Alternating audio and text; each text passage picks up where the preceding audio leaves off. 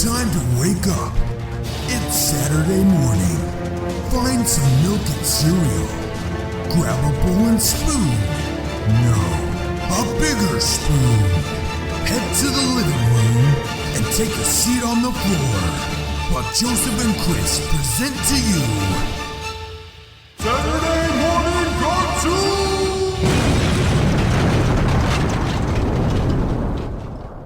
Hello, everybody. Welcome to Cartoon Boom. This is a show where we wake up with the Saturday morning sun, popped on the floor with a big bowl of sugary cereal, and watch all your favorite cartoons, both old and new. I'm Joseph. And I'm Chris. And this morning, for the second episode of our 2020 October celebration. Oh, wait. We can't say those. And this morning, for the second numbers. I know. I'm changing it. I'm changing it right now. And this morning, for the second episode of our 20XX October celebration, we watched The Legend of Sleepy Hollow. Right in time for Halloween, because I don't know math, but is that today?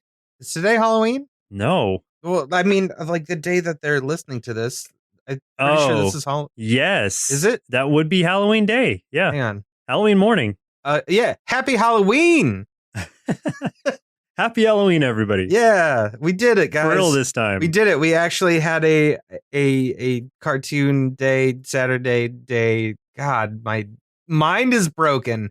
It landed on a Saturday. We did it. We did Halloween on Saturday. Congratulations, everyone. We can go back to bed. Of all the times, of all the years for it to land on a Saturday, it had to be this year. Yeah, man. What gives?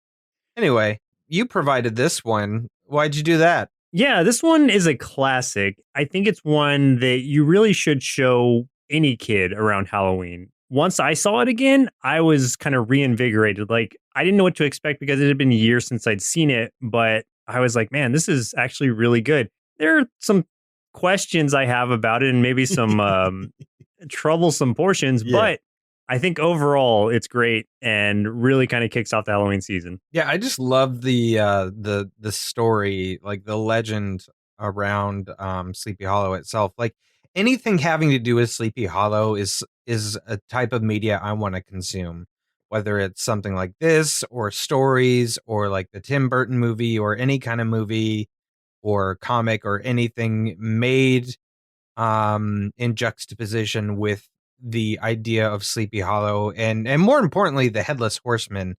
Like that as a villain is just like the coolest idea to me. Like this dude running around on this creepy horse with a flaming jack-o'-lantern head thing. That's so cool, man. Like I love that. Like to me that's like the epitome of like Halloween is that jack-o'-lantern head. So I mean it's like a perfect Halloween character. Right. And I had forgotten that the reason that he was after, people in general was to take their heads until they reminded me multiple times in that song that he wanted to chop off your head. Yeah. I was like, oh, okay. I Thanks, guess Disney. He's never been successful because he's still got the jack-o'-lantern, so he's not a successful horseman. No, he's not very good at what he's doing, but to be fair, he only has one night of the year in that small forest. And once you cross that bridge, it's over. Like he can't do anything. Yeah, it's pretty unfair. Except throw pumpkins at you. Very unfair for him. Like yeah, for him. I felt for him. I feel bad for HH. Yeah, like whoever put that curse upon him, give him at least a fighting chance. But whatever. The Legend of Sleepy Hollow aired in 1949. And this is also paired at this point. The way you can find it is it's paired with Wind in the Willows, which stars Mr. Toad. So it's like The Adventures of Ichabod and Mr. Toad is the format you're going to find it in. And it is the second half of that. Yes. So what I did, since I have Disney Plus, is I just fast forwarded about 30 minutes through. Mm-hmm. And it's kind of the halfway point where it cuts off the Wind in the Willows, which I've never seen. And I'll see it one day, but I didn't want to this time because I was here for the Sleepy Hollow. Fast forwarded to that point and watched that movie on Disney Plus. So it's great quality. Like it looked surprisingly good for 1949. I was very pleased with the quality of the animation. Like it was great. Yeah, exactly the same thing I did too. It's like fast forward specifically through that so we could get to the Sleepy Hollow stuff. But yeah, it does look good. And it's got like, I mean, of course it does because it's Disney and they even back then, they put out some really high quality stuff. I think the only thing I would maybe take umbrage is like some of the character designs Like, man, Ichabod is a doofy, gross looking dude. Ugh. That adds to it for me. I think it's really funny. And the fact that all the women were like swooning over him was hilarious. Gosh, that makes it so weird. I did want to say one thing too. Like the one other thing that I wanted to pick a fight with Disney over is literally in the narration, they describe Katrina Van Tassel as being plump, but they drew her as having like, she's got like a stick thin waist, you know, like I was like, that's not plump. I was like, yeah, I don't know. Give me some of that know if thickness. They meant plump. Where's the thick? I don't think they meant plump in that way. If you want plump, go with the other girl. That's what I'm saying. Yeah, the short girl. The girl in the green. Yeah, who was hilarious. Yeah, she was way better. And she wasn't playing the field like Katrina was. Katrina was just playing the field. Oh, Tilda is her name. Tilda was great. He should have gone for Tilda. But then again, like Ichabod kind of sucks too, so they sort of deserved each other in that respect. All the characters were very flawed. All sucked. Which as a kid, it goes over your head. Yeah. But as an adult, when you're kind of picking it apart, you're like, wow, none of these people deserve to be happy. Yeah, I didn't realize how much of a jerk Ichabod is.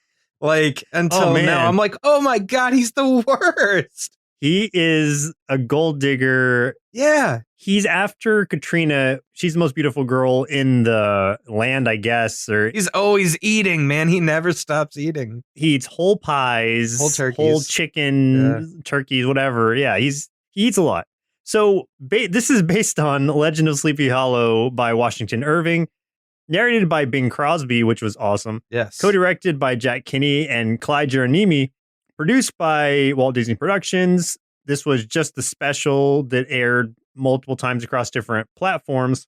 And originally on the Disneyland Anthology series on ABC. For a short synopsis, written by Tim Pickett. The retelling of Washington Irving's story set in a tiny New England town. Ichabod Crane, the new schoolmaster, falls for the town beauty, Katrina Van Tassel, and the town bully, Brom Bones, decides that he is a little too successful and needs convincing that Katrina is not for him. Now, if I were to take sides with anybody in this story, I think it would be Brom. Yes. Out of the bunch. You. Yes. I was thinking that too. Because it describes him at the beginning. He's nice. He's good to everybody in town. He's seen as a local hero. He's a handsome dude. He helps everybody out. Indeed, with his waggish humor and prodigious strength, Brom Bones was quite the hero of all the country round. And then Ichabod comes in, who's our, quote unquote protagonist, and he's just like likes to strike kids at school unless their moms will bake him food. Yeah. He's just a real jerk. He's gonna beat some kids unless he gets that food bribe. Exactly. He's like, oh, okay, well, if you can bribe me with a good meal, then I guess I won't like bloody your knuckles with this ruler I've got. He looks in their bags, and if they don't have enough food and they're misbehaving, then he's gonna strikes them. Jeez. Yeah. This guy sucks. Yeah, Brom was like, he was a good dude until Ichabod got there. Because Ichabod was like ruining stuff, man. Right. I feel like Brom has a lot of pride. That's his downfall. And I think Ichabod was taking that away from him since he was seeing himself as a local hero and whatnot. So who are some of the actors who played in this movie? Sure. So the narrator was voiced, as you said, by Bing Crosby, who is a famous crooner, entertainer. You've heard his music. You've seen him, hopefully, in like older black and white films and musicals, things like that. Voice of Ichabod was provided by also Bing Crosby. And the voice of Brom Bones was also provided by Bing Crosby. Bing Crosby is the only voice in this entire thing. So there you go. Well, there were the female voices, but I guess they're like backup singers. Yeah, they were unlisted. Oh, okay. In my stuff. So it was pretty much just Bing. That's it. So it was just Bing Crosby. Yeah. Okay. Yep. There you go. With a voice like that, I could see why the women would be attracted to Ichabod, especially when he was singing to them. Yeah, I guess. But like, I gotta say, one thing that made me laugh, like right off the bat with this movie, is like the idea of Sleepy Hollow. Like, just real quick, we're gonna do a quick exercise, everyone. Everyone, just clear your minds. Just think of nothing. Think of like just an infinite blackness. Not quite black, but like a dark color. And nothing else. And now, Joseph, when I say the words Sleepy Hollow, what's the first thing that comes to your head? The Headless Horseman. Do you think of like a happy-go-lucky thing, or do you think of like a dark tale? I think of the Dark Tale first, but I Okay. didn't realize that was like 5 minutes of this movie. You're right. That's why it cracked me up when it opens with Bing Crosby going like wabba boo boo boo, and I was like, what? What is this? Yeah, he plays a very small role. They might as well have just had little birds like carrying his clothes around for him and dressing him as he walked through the forest. It was ridiculous. Oh, So man. for VTC Marshmallows of our big bowl of Sleepy Hollow cereal, while the characters are fictional, the place names and landmarks described in The Legend of Sleepy Hollow are mostly factual. The Tarrytown of the short story is the village of Tarrytown in Westchester County, New York. It was founded by Dutch settlers in the 17th century. It is located about 25 miles north of Midtown Manhattan in New York City.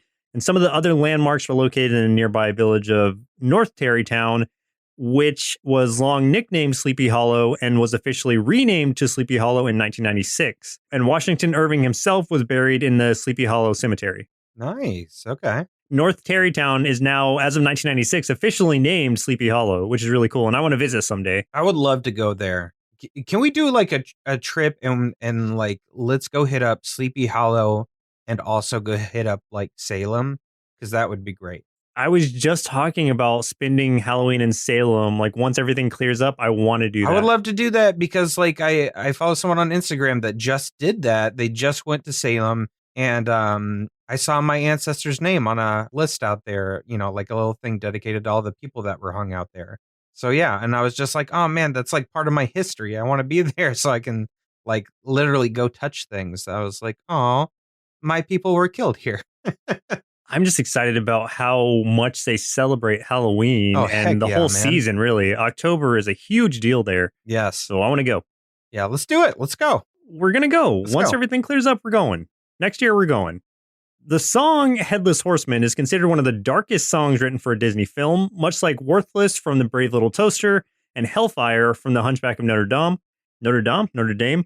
It was nearly cut from the film. Wow. I guess I could understand why, because it's Dark. very like it's dark in that it's always talking about chopping people's heads off. Like that's really the riff of it. I don't know is, if anything will ever hey, get. Headless Horseman is going to come chop your head off. Yeah, I just feel like nothing's gonna get Brave Little Toaster dark though. Like I feel like that's the darkest you can get. I've never seen it. Man, it gets dark. It really does. That movie's messed up. Like I remember as a kid, like there's some parts that I think maybe subconsciously really messed a couple things up inside my head. So, oof, I'll have to watch it someday. good times. The Headless Horseman is often cited as being, along with the Firebird in Fantasia 2000 and the Horned King in the Black Cauldron and Chernabog in Fantasia, as one of the scariest villains in the Disney canon. Disney still receives complaints from parents about the character frightening their children. So this movie has both one of the darkest songs and one of the scariest characters, which is great. Yes. Even though it's a small portion of this film, it's still very memorable. The short story briefly compares the lanky Ichabod Crane to a scarecrow. The comic character Scarecrow, a Batman villain, seems to be partly based on Ichabod Crane and resembles him in appearance. And obviously his real name is Jonathan Crane. Mhm. So that was a very cool kind of tie-in, Oh, absolutely. which I've always Yeah. known. But for anyone else, that's a cool little tidbit. Yeah. So after the initial TV airing of this special, The Legend of Sleepy Hollow was released on its own to theaters as a 33-minute featurette in September of 1963. And then The Legend of Sleepy Hollow had a subsequent television airing in truncated form as part of the TV special Halloween Hall of Fame in 1977 and Disney's Halloween Treat in 1982. So this has been something that's been shown concurrently throughout the years. I don't know how I originally saw it, but I know it wasn't paired with the Toad section when I saw it as a kid. Yeah, same here. In fact, I'm pretty sure I saw it when I was in grade school. Like, I think that they did the whole thing where they wheeled in that giant tube TV on the big metal, like, that vertical rack that all TVs are on. Mm-hmm. And I think we watched it for like, you know, like a little, I don't know, 5th grade Halloween party thing. I'm pretty sure that's how I saw it. But I guess I don't really remember 100%. Yeah, I didn't remember when I had seen it, but there were portions of this that are very vivid in my mind, like certain things that people said Yeah. and the certain way songs were sung. or some of the songs anyway, there are lines that have been with me ever since I originally saw it as a kid. And so when they came up, it brought back some memories. Like it took me back. There was a lot of nostalgia tied to that. Can I tell you real quick 2 Sleepy Hollow marshmallows of my own? Yeah, they better be tasty. They're delicious. Okay, this is fun. So because I'm a huge dork, because I don't play it anymore, but my former main in World of Warcraft was an undead rogue named Ichabod that had the jack-o'-lantern helm. So he always looked like he had the big jack-o'-lantern head all the time. Nice. That's one of them. Nice. The other one was back in the day, because I used to play in bands and stuff like that. And before I actually basically stopped playing music because I moved away from all the people I played with, I was in the process of trying to start a new metalcore band called Brom Bones. Wow. Because I was just like, oh, dude, that's such a sick name. Like, I've got to make it Brom Bones. I was like, it's Brom so Bones good. is a cool name. Dude, it would be so good. Yeah. But yeah, those are my Sleepy Hollow themed marshmallows of my own. Amazing. Yes. Now I want to use Brom Bones for something. Like he would make the perfect skeleton. Heck yeah, dude. We'll figure it out. Such a good name. So let's go ahead and jump into the actual special. In October 1790, 14 years after the American Revolution and founding of the United States, Ichabod Crane, a lanky and superstitious yet charming dandy, arrives in Sleepy Hollow, New York, a small village outside of Tarrytown that is renowned for its ghostly hauntings, to be the town's new schoolmaster. Yeah, I do want to say, like, I do like how they always have described Ichabod, like, in almost any kind of media as resembling a scarecrow, like, or that he could be mistaken as a scarecrow because he's so thin. Right, that is how they open it. Yeah, I like that, and I know that that's straight out of the actual story itself, but like, I like when any interpretation of it sticks to that, just because in my head that's such a, I don't know, it just brings such a vivid image to my head of like a type of person, you know, and someone who's really spindly and wiry and frail, I guess is a good word for it. Like it makes me think of that, which really plays into the rest of the story, especially when it comes to the Horseman, as like someone that, you know, can't fight back against something and doesn't even try. Like he wouldn't even have a chance if he wanted to. He is pretty crafty because he's able to, I guess, fight Brom by kind of not fighting him. He's just very clever and able to kind of weasel his way out of things. Well, in the way that like Tom fights Jerry, like they go very Tom and Jerry in this That's true. movie, where Absolutely. It's just outlandish, ridiculous slapstick for like a good 10 minutes in the middle of this thing. It's pretty good though. It's fun. Yeah, the core of this really is, here's this guy, the new schoolmaster comes in, hungry dude. For food and other things. Mostly food, but then once he comes across the daughter of the, I guess, richest man in town, who's a richest farmer in town, I guess, he is instantly attracted to her, not only for her looks, but mainly for her money. Yes. Even in his fantasies, like it keeps going from like, oh, we're going to spend our life together and we'll own this farm. And then like, as we're seeing the crops in the farm, like it starts turning to gold and dropping down into piles. Yeah. Animation's really cool when that's happening. And he pictures like her dad with all of this like golden jewelry, like disappearing, you know, like he dies. And then all of that is now being worn by Ichabod sitting in like this he's fancy like, chair. Because he's kind of like, oh, like it's not your money, it's your dad's. Yeah. And he's like, oh, but he'll croak eventually, and then I'll take your money. Yeah. It's like, God, what a greedy dude. Man, I want to say though, why is he our protagonist? Right. But I want to say Disney, come on now. Because like when he first sees Katrina Van Tassel, who is not plump. I still have problems with this. She's not plump. False advertising.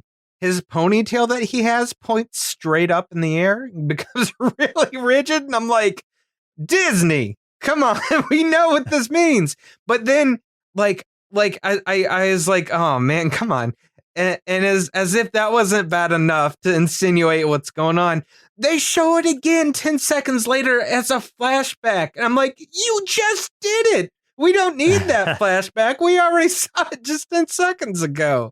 What are you doing, Disney? Come on. You got to keep it safe for the kids. Oh, boy. He's a weird guy, but also, mysterious, I guess, and that's why the women are into him. But he's very artsy. Like he's teaching like a chorus class or something. It's a women's choir. Yeah. Yeah, a woman's choir thing. And that's like what's on his calendar is a lot of different ways to make money and stuff. But most of it has to do with women. So it's like, all right, I see your plans. At its core, it's him trying to make money, running into Katrina, seeing her as an easy way to get more money, and then Brom Bones kind of stepping in because that's his main, like, I guess, competition for Katrina's love. Yeah. But Katrina, on the other hand, is known, even in this little song that's sung about her, is known to be a flirt. She just flirts with men and then like leaves them behind. She's not interested in having anything serious. She just leads people on. That's her thing. She's very true to that persona throughout this thing. Like they in the course of them trying to woo her, those two, I don't want to say like battle it out, but like, you know, they'll be doing something and one of them like incapacitates the other and takes over walking her home or something. She does not bat an eye. No, she is super into like feeling the flames. Like I think what it states more so in the actual story, the written story, is something along the lines of her primarily being interested in Brom, which you can kind of tell, and they've had like a history, but using Ichabod to try to make him jealous to lead to him, you know, basically admitting his feelings for her and whatnot. Right. So we don't get all of that explained in the short or in the special, but we see it happening. And she kind of gets her way ultimately. Like, I mean, she's got these dudes fawning over her, and it's like, you know, they're gonna come to blows in some sort of way over her. So she, like, knowing there's some unhealthy competition going, she invites Ichabod to her father's Halloween frolic, which I've never been invited to a Halloween frolic, and I would love to receive that invitation if anyone has any frolics going on. Like, I've had Halloween parties and, you know, Halloween, like, you know, just basically drinking parties, but no one's invited me to a frolic yet. So I don't know what's up with that. If anybody out there is going to have a frolic, let us know. We want in. Yeah, I want to attend your frolic. Yeah, and even in the invitation that she wrote, like she was handing out these default invitations to everybody, but she wrote like, you know, please come to the party, and signed her own name on Ichabod specifically. But in the little like narration of it, it's like, oh, she just wanted to kind of fuel the flames, so she made sure to invite him specifically. So it's like, man, you are just devious, all of you. And that's why I like too, like at the party when like Brom starts dancing with what is that woman again? The short woman, Tilda, who's way better than Katrina. When Brom starts dancing with Tilda, basically he's kind of using her, which sucks, but like, in that he gets her out there to try to start swapping partners around so he can get with Katrina. But like when it happens, like Katrina doesn't even care. She's just like, oh, now I'm dancing with Brom. Yeah, sure, whatever, it's fine. And that's just like, man, come on. All you guys suck. She likes to be the center of attention. That's very clear. And she keeps getting that attention as she's being, you know, the men are fawning over her, fighting over her, and Tilda's just being used, but she's pleased as a punch also. Oh yeah, she's having a great time. Like Tilda's having like it kind of doesn't really matter because Tilda's having the best time of her freaking life. Oh my gosh, she steals that dance scene. The way she's like grabbing on everybody. Like even when like Brom is just holding her at his side, she's still like fake dancing up in the air. It's so funny. She's giggling so hard. Like she was cracking me up. Like at how much she was laughing. But then Brom locks her in the closet. Oh yeah. It's so bad. Brom gets outclassed in dancing. Yeah. You know, Ichabod kind of was the man of the hour, and Brom's outside, and eventually he's able to sort of get his revenge when he realizes that Ichabod is very superstitious. You see him kind of doing that thing where you pour salt over your shoulder and whatnot. Yeah, I like that reveal. I like how they did that. It was kind of a subtle thing where he spilled salt, and then he does that so he doesn't get bad luck. And then exactly, Brom sees him doing that. Yeah, they don't say anything about it. It's just Brom seeing it, and then starts telling the story of the Headless Horseman, because he knows that that's going to start freaking Ichabod out. And I'm like, oh, that was clever. Right. Since Ichabod has to go through that dark forest across that bridge to get home, it's a perfect setup for him. The dad, I guess, Katrina's dad likes to hear, spooky Halloween stories late into the party, late into the frolic. We get to, I think it's around midnight, because they say the witching hour. And Ichabod's got to head home, but he's freaking out. He's got his horse, which is not like a stallion or anything. It's like a mule, basically, like a work mule. So he's heading home, but he's freaking out every little sound he hears. You've got what I really liked was the scene where they had the cattails, like slapping against little the weed hollow things, log. like slapping against the log, and it sounded like hoof prints. But Ichabod and his mule were not moving at that time, so they're thinking, "Oh God, the Headless Horseman is here." Then we see the reveal of that. They start cracking up, like going hysterical. And then the actual Headless Horseman shows up, and his reveal was great. I love that image. Like, that's so memorable, where the screen goes kind of red, and you just see him like come into the scene, kind of rear up on the horse and hold his sword. So good. It really was animated so well. Like, it was so sinister looking. And honestly, like, so that build up, like that, the whole scene of him walking through that part of the forest, like on that path and stuff, when he's just getting freaked out by every little sound and stuff. They did do a really good job, to be honest, of making it feel kind of tense and creepy and stuff. And part of it's just how much they animated his facial reactions, and like him doing his little like contortionist bit all over his mule because he's so scared and hiding under everything. But like they did make it somewhat unnerving, like me, who is just a 35-year-old man watching this kid's cartoon that I know the outcome of. Still, like, I felt a little something like, oh yeah, okay, yeah, this is kind of creepy. All right. Yeah, we kind of skipped ahead a bit, going to the Headless Horseman right away, but you're right. The forest leading up to that is really creepy with all of everything. It's sort of like insinuation of terror in Ichabod's head, because he's got like a gnarled tree that looks kind of like a ghostly figure that looks like it has glowing eyes, but they're just fireflies that come out. It's such a great setup. And you're waiting, of course, for this Headless Horseman to appear, and you don't know when it's going to, just like Ichabod. So you're kind of tense right there along with him. But man, when that horseman does show up, dang, he looks awesome. Like, everything about it looks great. I love it.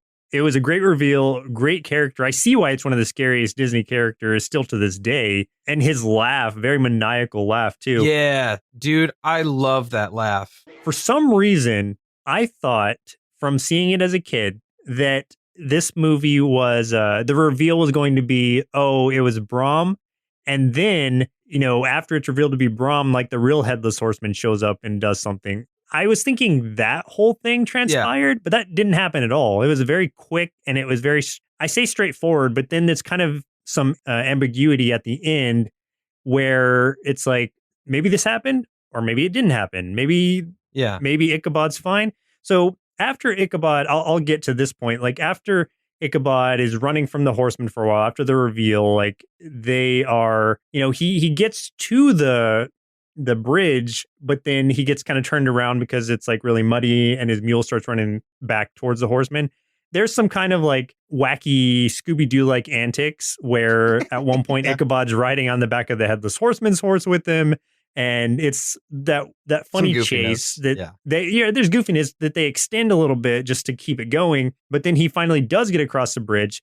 And as we had heard earlier from Brom, which we didn't mention, but in that part of the song, he says, like, once you cross that bridge, my friend, the ghost is through, his power ends. And that was a line that I had remembered ever since childhood, was that once you cross that bridge, my friend, the cadence of it, the way that it was said, that hit me like right in my memory core and was like, oh, yes, I remember this exactly. He hears it again, or like he kind of has to remind himself of it as he's reaching the bridge, finally crosses it. And he looks back to make sure the Headless Horseman isn't following him, which he's not. But then he sees him kind of rear back and grab his the flaming jack-o'-lantern and throw it at him through the bridge. There's that awesome explosion. Like, he straight up Green Goblins him, throws that pumpkin bomb at him. And there's the explosion. Then it cuts to the next scene which is the narrator saying like, and no one ever heard from the schoolmaster again.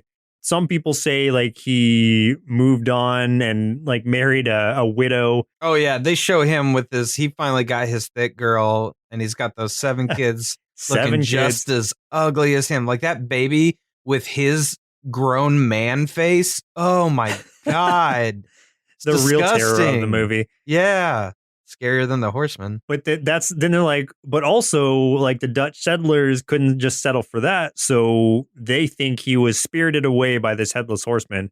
Oh, and Brom and Katrina were married like immediately after. Oh yeah, like right. Katrina was just like, oh, he's left. He left. Okay, well, I guess I'll just go ahead and marry this guy. Whatever. Katrina got her way. That was her intention in the first place. Originally in the story, also, I think Washington Irving makes it a bit more clear in the story where he's talking about like whenever Ichabod's name is mentioned, Brom sort of gives a knowing look. So I think it's insinuating that in the original story, Brom was acting as a headless horseman and possibly, if not offed him, then at least scared him away from Sleepy Hollow. But this leaves it more ambiguous, which I appreciate because it kind of gives you a, did this happen or did this happen? And leaves it up to your imagination. Yeah, I think that is kind of like the route they were trying to go, is showing that like, I think it is sort of insinuated here that it was Brom, because it's kind of like, then like, why else would Brom have told that story? And then it's just like, well, what is that going to do for him to know that story? Like if the Headless Horseman was going to attack, he would attack him regardless of if he knew the story already or not. So that makes me think that Brom told him the story to get him on edge, to make him more afraid. So then when Brom showed up in a not so well done cosplay of a headless horseman, then Ichabod's imagination takes over and makes it a lot more fearsome, and Brom can chase him out of town so he never comes back. So that's my interpretation of what happened. That's a very logical explanation, but if you think about it just like, I don't know, as a more sort of fantastical thing, then it's fun to think that this was an actual like a spirit who was looking for a new head, carried him away into the afterlife. Oh, I much prefer that. Like I would much prefer that the Horseman is real. And also I would love sequels. What you were talking about though earlier, when you were like, wait, I thought that it was revealed to be Brom and then the real one comes. I was thinking the exact same thing. So it's not just you, but I think that's because other interpretations of the story have done that. And I mean, the biggest one being the Tim Burton one was definitely the case. Did they do that in the Tim Burton one? I can't remember. Absolutely, because then the Horseman shows up and kills Brom. Like I'm pretty sure he cuts him in half. Then I'm probably combining those two in my head. I think so. But I don't think that's the only other interpretation that's done it. I think a few have done it. I just remember. Yeah, and that's kind of a fun interpretation. Yeah, so I like that, and I guess it's one of those things where I just over the years have seen so many different interpretations. To your point, they just started that combining. It sort of ingrained itself into the original. Yep, but like I was the exact same way. I thought the exact same thing. Well, Chris, looks like it's about time we send our inner kids to Ichabod's classroom, ask them to grab us some of that sweet grub cooked by the other kids' moms, then see what they thought of the Legend of Sleepy Hollow. This cartoon was pretty cool for being so old, because in the end, the real hero, Brom Bones, gets the girl, and the Headless Horseman gets to throw his flaming pumpkin face at stupid Ichabod. So what's not to like? So I gave this cartoon 5 bowls of Halloween Frolic Flake cereal out of 5. Now, I'm not even certain that there was a lesson to be learned from this special, or even a hero to follow, really, but I still had a great time with this spooky tale. Although the characters were notably flawed, from the envious prankster to the money-hungry schoolmaster to the notoriously flirtatious damsel, they all end up being oddly charming in a way. That, plus the slapstick comedy throughout, the catchy tune sung by the talented Bing Crosby, and the excellent finale with the Headless Horseman made for a fantastically fulfilling animated package. Overall, I give The Legend of Sleepy Hollow 5 big bowls of Flaming Pumpkin Bomb cereal out of 5, and think this classic belongs on everyone's spooky October playlist. I would love to eat anything called Flaming Pumpkin Bombs. Like whether it is like a cereal, whether it is a delicious shot of whiskey. Oh, dude, there's a drink that has to be called the pumpkin bomb. Yeah, I would totally take one right now. Put it in my gullet, stretch me open, and toss it in. I'm ready. Man, I'm ready for that it. music for real. I need to get this soundtrack. I want this on Super vinyl or good. something. It's You so put good. everything on vinyl, you hipster. Oh my goodness. I just like having it. Join the digital age. It is 20XX, Joseph. God. Right, sorry. 20XX. But like, yeah, Bing Crosby singing all of them, like I had forgotten just how great they were. Just like doo doo doo. Ba-da-ba-ba-ba. The Ichabod song, like I remember that one specifically too for some reason. Ichabod Crane. Yeah, now I feel like I need to start that band called Brom Bones because I just need to tribute the character somehow because he was the best character. Yeah, start the band Brom Bones and we have to do covers of these songs. Yeah, we'll do just some super epic covers of Sleepy Hollow songs. Ba-ba-ba-ba. So yeah, like I really enjoyed this one too. It's definitely something that like you should show kids unless you want to traumatize them forever. Like I don't know, maybe you just prep them beforehand. Get them like maybe like don't give them all the candy, their Halloween candy first. Give them their candy afterwards so that their heart doesn't explode. How about this? You're safe to show it to them as long as you don't plan to attend a frolic and then walk home through a Yes. forest across a bridge that same night. That's true. That's true. Yeah, don't frolic. No frolics on the same night. Yeah, definitely not. But yeah, it was so weird coming back to it because like we've said before, I forgot how like utterly unlikable Ichabod really is. And to that extent, Katrina also, because she was like one of those characters that in my head, looking back as a kid, was just, you know, like one of those like classic women characters that you look back on fondly as like, you know, a pinnacle of beauty kind of thing. But as an adult looking back, you're like, man, She was sinister. she she's really playing these guys. Totally. And you don't see that as a kid because you don't have anything to tie it back to. You don't Yeah. understand the nuances of these characters. So you're just like, oh, Brom Bones is the big, strong bully guy.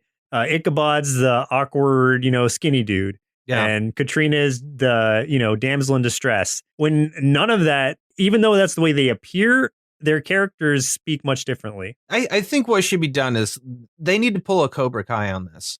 They need to revisit I this haven't story. seen it still. Don't spoil I won't anything. spoil anything, but they need to revisit this tale decades later where all the characters are now older and have gone down different paths. So the heroes aren't as heroic as you remember, and the villains aren't as villainous as you remember. As long as it focuses on the baby who has the Ichabod ugly man face. face. Oh God. Yeah. Oh God. That made me want to throw up. I was thinking about all the women's attraction to Ichabod and trying to make sense of it. And it's like, okay, he's a mysterious stranger to this small town.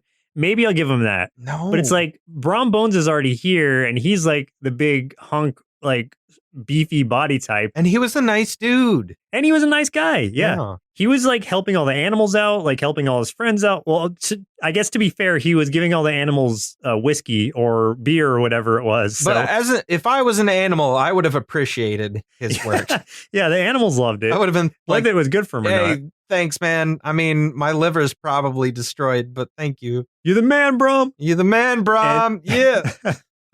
I don't know. That attraction just seemed strange to me, but Well, plus it's like also one of those things where it's like, okay, but it's like, the physicality isn't always necessarily, where the attraction comes from. But Ichabod was not a nice dude. He was super like stuck up. I think he played it off. Like he played himself off as a nice guy. I guess it's just that we knew better as the audience is that he was such a jerk. That's why I'm pro Brom. Like Brom's the hero of the story. Exactly. Assuming he didn't straight up murder Ichabod and he just scared him off. It's like, great. Ichabod was terrible for this town, bad for Katrina because he just wanted her for her money. So it's like, yeah, Brom was the hero. Maybe there's this. Maybe if Brom isn't the hero, maybe we just say that the Headless Horseman is. The Headless Horseman is the hero of this tale. Whether he be Brom or not. Yeah. Right. Okay, I'll take that. Yeah, I just wish that we had more time with our horseman friend. Like, he was my favorite part. I love him. Yes, but do you think it would have oversaturated it if you had gotten to like keep getting glimpses of him? Do you think it would have been as effective of a reveal had he been shown prior? Probably not. I just love that idea so much that I just want to see more of it. But you're right. No, I get what you're saying though. Like I love him as a character, but it's like, what else can he do really? Like, what would you have him do? Once he gets somebody's head, like he's done. He can't just go chopping off heads. Point. He just needs the one. What if he what if he's got a thing though? Like, what if he doesn't want the heads to replace his own? What if he wants to keep his jack-o'-lantern head? But what if he wants to, what if he's just lonely and he wants other people to have jack-o'-lantern heads? So he turns their heads into jack-o'-lanterns. That's exactly what I was about to say. Yeah, dude, like, he hollows their heads what if out. in front of his house are the victims' heads just with candles in Little them, candles. where their eyes are lit up. Yeah, he's like decorating his own little house for Halloween. That's cute. Yeah, adorable. Before we get going on to what we're going to do for the next episode, I do have a 5-star review on Apple Podcasts I wanted to read for everybody. So big thank you to Gamerman Swag. What a name, Gamerman Swag, who says, you guys are awesome. You guys talking about old cartoons is awesome. And you guys are doing this. I forgot about all these cartoons, and listening to you guys talking about them makes me remember watching them when I was a kid. So thank you guys. And then he goes on to recommend Clerks, the animated series, which is great because that one has been, I know we talked about how Duckula has been on our list for a long time. We finally got to it. Clerks has been on our list since maybe the first month or two that we started this show. Yeah. And we have still never gotten to it. So yeah, we definitely do want to do Clerks, the animated series. It's probably, I would have to say Clerks is probably the oldest show that we've had on our list and have never done yet. So we absolutely will get to doing that one at some point. I promise you. I wonder where it is on our ranker list. I really don't know. But hopefully it'll just get random selected one day. Yeah, I think we'll find a way to make it happen one of these days. But thank you again very much for that. That's super kind of you to leave those words. We appreciate your suggestion as well. We will add your name to that one. Just give it some more credence that it needs to be done. It needs to be talked about. We must talk about it. Yes. Yeah. Thank you for the praise. Thank you for the 5 stars. You are awesome. You're awesome. Yes. Well, listeners, it looks like our blood supply has now run dry, so it's time for us to say goodbye. And in 2 weeks, for the last episode of our October celebration, we'll be watching Howard Lovecraft and the Kingdom of Madness. No! I'm making us finish the trilogy. We're going to finish the trilogy. You had built up this reveal and you're like, oh, I can't wait to tell you. And I'm like, man, I know it's going to be something bad. And I was right.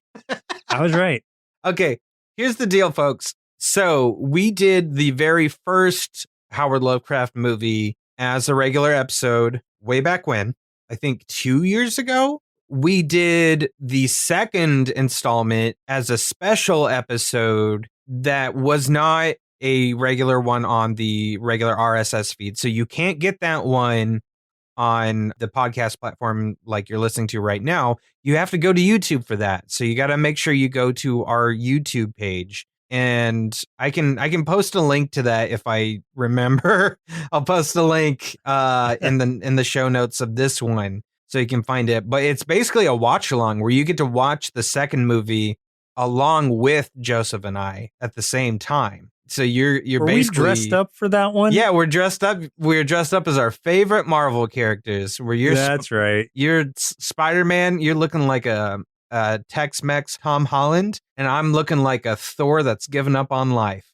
So you get to do that alongside of us and watch the whole movie and just see our reactions and what we have to say as we go. And then this third one here will be a normal episode. So I know Joseph's really excited. I know, for one, he loves these movies. Don't let him fool you. These are his favorite. Oh, man.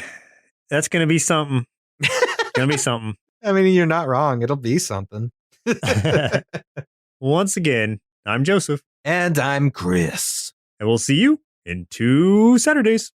Boo-ba-doo, boo-ba-doo, boo-ba-doo, boo-ba-doo.